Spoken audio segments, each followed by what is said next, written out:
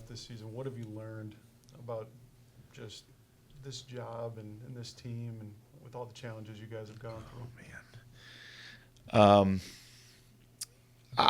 I didn't learn this one this year. It just reaffirms it, which is that there's always ups and downs in everything that you do. And, you know, you can sit here at this time last year and there can be questions asked about that particular defense and, quote unquote, the success and things of that nature. But there's always ups and downs. There's always growth. There's always a new team, a new year. And so, you know, there's always a fine line between playing really good defense and not so good defense. And I talk to the guys about that all the time. And I've been around the block enough times to have been through the ups and downs. And so with that perspective, you never get too high and you never get too low.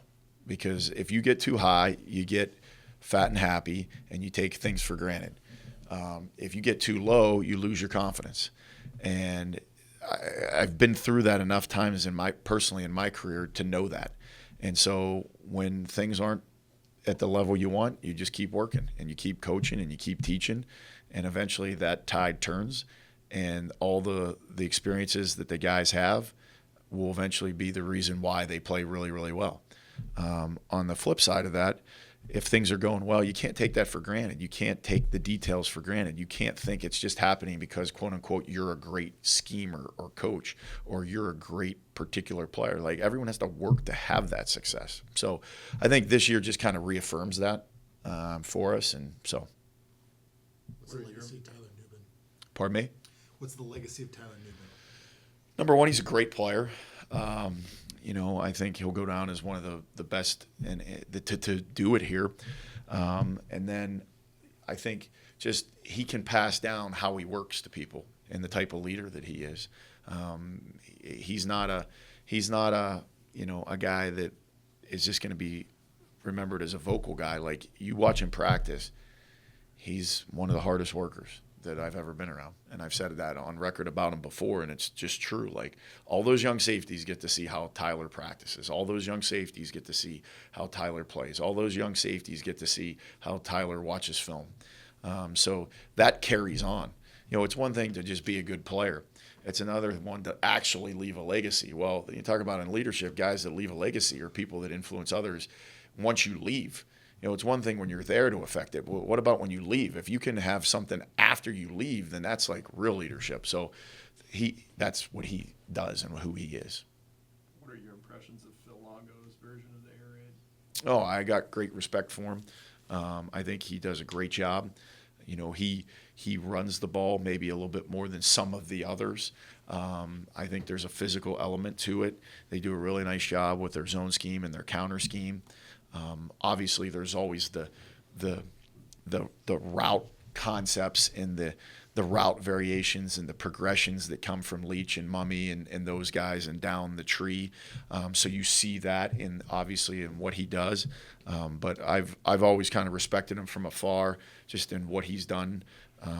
He's a guy that has kind of climbed the ladder, and is someone who himself has kind of climbed the ladder. Being a lower level guy and then working his way up, I got great respect for him. How important is it going to be to not let Mordecai get to the second play? Well, he's done a good job this year. I think they've done a really good job with that in general. I think it goes with the rush, and it goes with just making sure the lanes are sound and making sure we are rushing as 4 and not as 1. You know, I think that's an undervalued, you know, coaching point in rush. Are you out there as an independent contractor mercenary, you know, just for sack numbers? Or are you out there the rush as a unit for the success of the defense? And there's been some times over the years where we've done a great job with that. And, you know, I've always been able to pound on those times and those instances. One time this year I thought we did, and we didn't get the result we wanted, was against Illinois. That quarterback was a big-time scrambler. But we also had the most sacks we had in an individual game. So the group benefiting the individual. and the individual benefiting the group. So the second play is critical. We can't allow scrambles and guys to get outside the pocket and extend and then push the ball vertically down the field. That leads to explosive plays, which leads to points, which leads to losses. So it's very important. For Joe Rossi, the linebacker coach, has this been your most challenging year, you would say?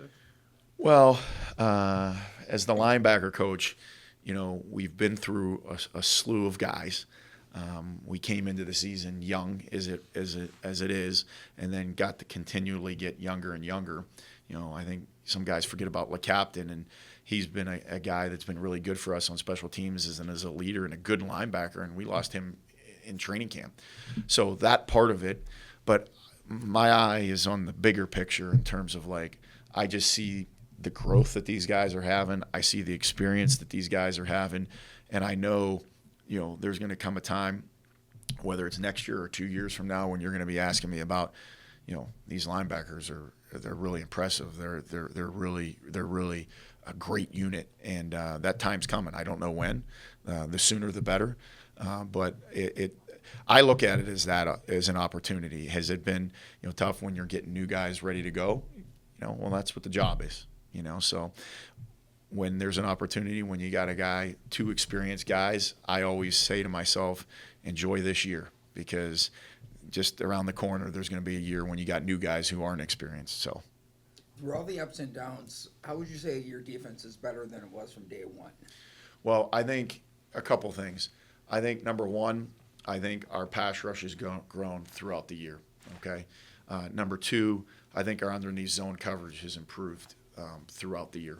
And I think we're playing better man coverage than we did at the beginning of the year. Those would be the areas that I felt like we've kind of grown the most. Time for a couple more. I know it's 1-0 in this specific season, but heading into this game, it can guarantee a bowl game, and then that's numerous more weeks with those players like Newbin, with Brevin Sanford, with Chris Bell, and the younger players being able to develop. How important is that for you? Yeah, I think there's the element. I mean, this game is obviously a huge deal just in itself, right? I learned that when I came here, and then you get to experience it, and you know how big a deal it is. It's cool to be in those types of games. In other places that I've been in my career, we haven't had games like that. And it just gives you that much more value to it. It gives you memories when every time we win one of these rivalry games, and we've been fortunate to win some, that those are I'll remember those games when I'm 90 years old. So that part of it's awesome. So just being able to have those experiences and be in another one of those games, it's never taken for granted. To answer your question about getting to bowl eligibility and being able to get extra practices for the young guys, that's obviously it would be awesome, to have that opportunity to get those guys more reps, to get those guys more practices, and just add to their overall development. You've seen Chris Bell over the years from the other side. Yeah. What has he meant to your defense and what you've seen for him and just the perseverance and everything? Well, he's a great leader. He's one of the guys on offense that could play defense, and me and him joke about it sometimes. I think he'd be a hell of a safety, and I think we could have him do some good things blitzing. And so there's that respect for him in his game. He's got tremendous ball skills, but he's had so much adversity in his career. There's no doubt. And just to see him come back and see him work and see him persevere, we preach all the time, those are the attributes that are going to determine success in life, And so he's going to be successful. He's going to obviously have an opportunity after here football, but once that's over, just in whatever he chooses to do, Chris Bell is going to be successful. So. Ryan, did you have one more? You had 8 turnovers first 3 weeks off the bye, none the last 2 weeks. If you're Yeah. going to get back to forcing multiple turnovers in those games, what are the simplest things you got to do? Get home in the pass rush. A lot of the turnovers were sack fumbles. And then getting home in the pass rush allows you to create opportunities with interceptions. And then I think when you're doing a really good job stuffing the run, there's an opportunity to punch balls, get balls out. So I think those two things, will give you an opportunity to create some takeaways. All right. Thanks, Coach. Thanks. All right, have a good day. Left now in your first season as the play caller. What have you learned about yourself and just your first year as being the guy doing it? Every game is different. Every game has different situations that presents itself. You learn something in every single game. I think that's been the biggest growth moment that I've had all year, is just knowing that every game is going to present different challenges, different adjustments. It's been cool. It's been fun. It's been challenging. It's been frustrating. It's been everything that could have possibly gone in 1 year. I knew everything wasn't going to go perfect, but I know that at the end of the day, I've become a better coach, and we've become a better staff because of the challenges that we've been presented with throughout the year. But I think just learning different things through Coach Fleck of situational football, number one, knowing how to handle situations. I think back to the Nebraska game, I didn't anticipate. I called a few games at Western Michigan, but I didn't anticipate the first game I was in to be in a 2-minute situation like that, where we were facing what ended up being a top 10 defense. So that was challenging, and then just every game was different. Every game was challenging and fun at the same time. How is your offensive unit better than it was day one? I think we've grown up a lot. I think guys have gotten better throughout the whole season. I think about Ethan, and I think about how Ethan is not. He knows he's not there yet, but I know that going back to Nebraska, the mistakes he made, and he made a lot. And now most of the time when he makes a mistake, it's something that is easily correctable, or maybe it's something that he hasn't seen. He's limited the amount of times he's put the ball in harm's way. He's done that at times throughout the season, but he's limited that. He's limited the mental errors. I think that's what I look about, and that's just individually speaking about him, because that's the guy I coach directly. But I look at just as a unit, I think just the experiences and how we handle offensive football, I think is way different than what we have done in the past.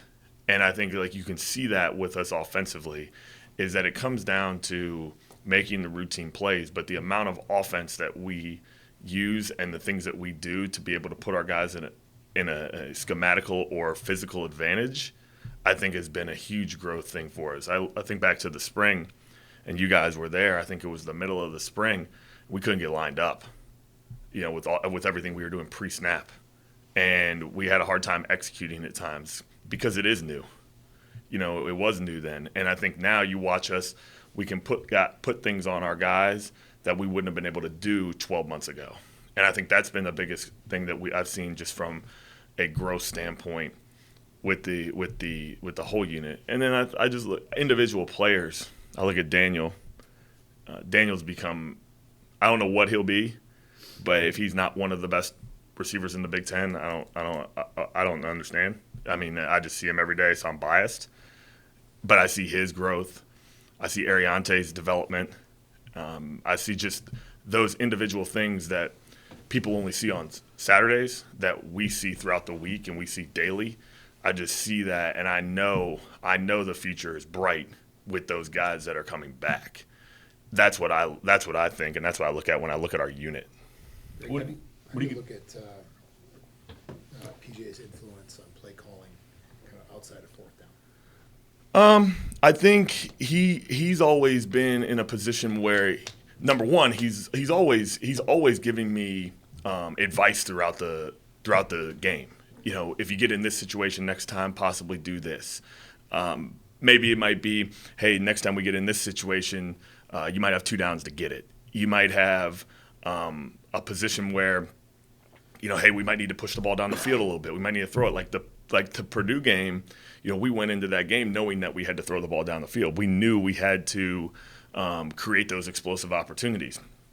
There's other situations where, you look at it where myself, we might say, hey, coach, I'm going to run the ball in this situation. Yeah, do that. Or he might say, hey, let's throw it in this situation. It's conversations like that. And sometimes he's like, hey, let's do this. Sometimes he's like, hey, it's your decision. And I think that's the biggest influence he's had, is he's put me in a position where I can make the decision.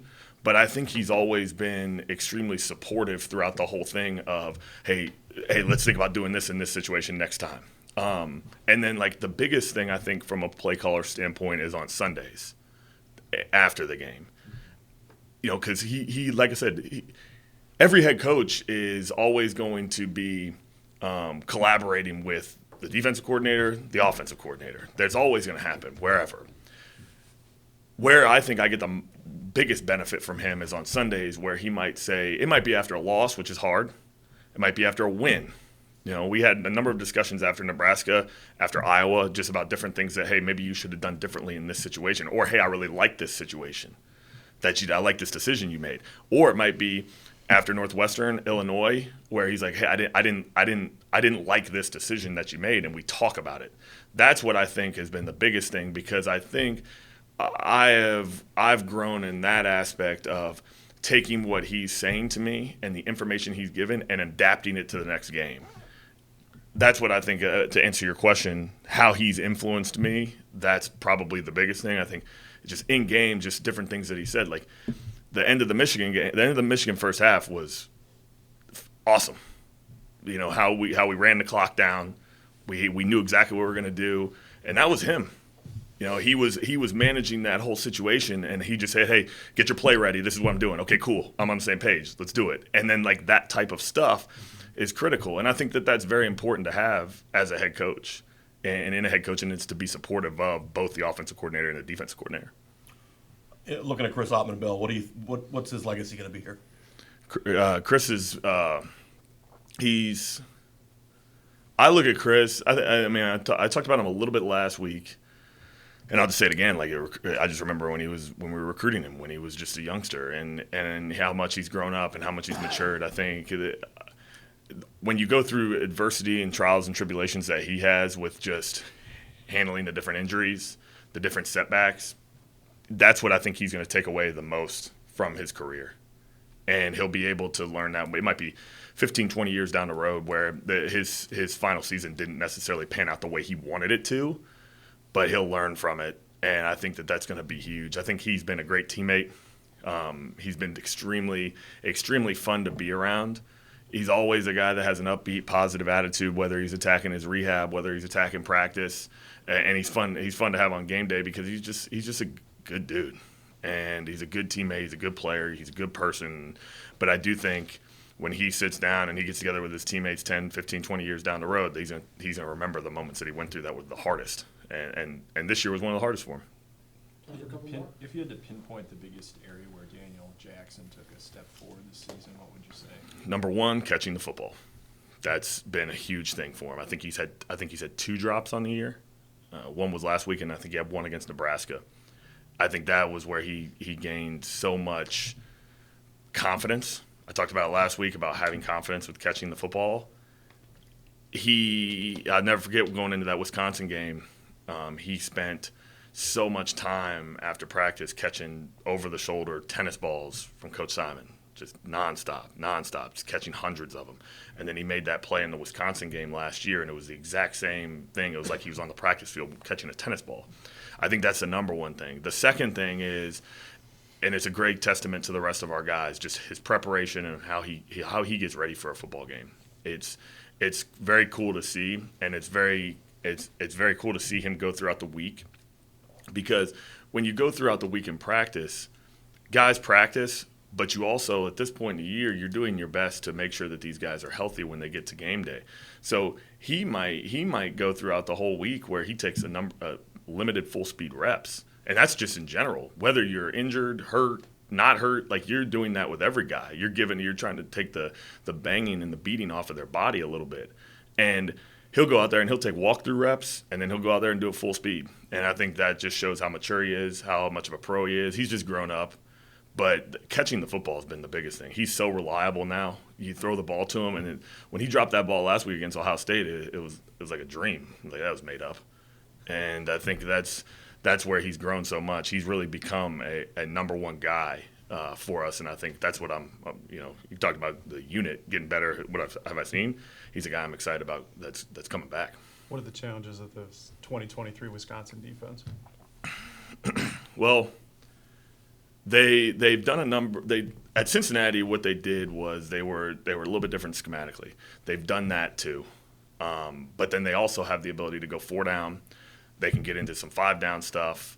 They can go multiple with their fronts. Their secondary, they can be, again, multiple in that based off of what they do. They can present different challenges, change the picture. We've looked at a lot of different things, and that's what I think gives us the biggest challenge is just what will they do? You know, how will they attack us? Just like they're looking at us, like how are we going to attack them? But I think that's one of the things that they do a good job of, where they can change the picture, and their guys do a good job of just adapting to what they're doing schematically. They're also physical. Their Wisconsin defense, they're going to be physical up front. They're going to be stout up front. Their linebackers are good. It seems like they always have good linebackers. Every single year we've played them, they have good linebackers, and their secondary is solid as they come again in the Big Ten. And I'm excited about the challenge because I do think they got a big win last week. They're going to come in here confident. Obviously, you know, with the rivalry game, it's going to be a fun game to play in and coach in because I think, you know, it's just one of those games where you throw out the records and you just play. But they're going to present different challenges schematically, I think, for our guys, and we're going to have to play our best. All set for Coach? All right, thanks, Coach. Cool. Thanks, guys. Thank you.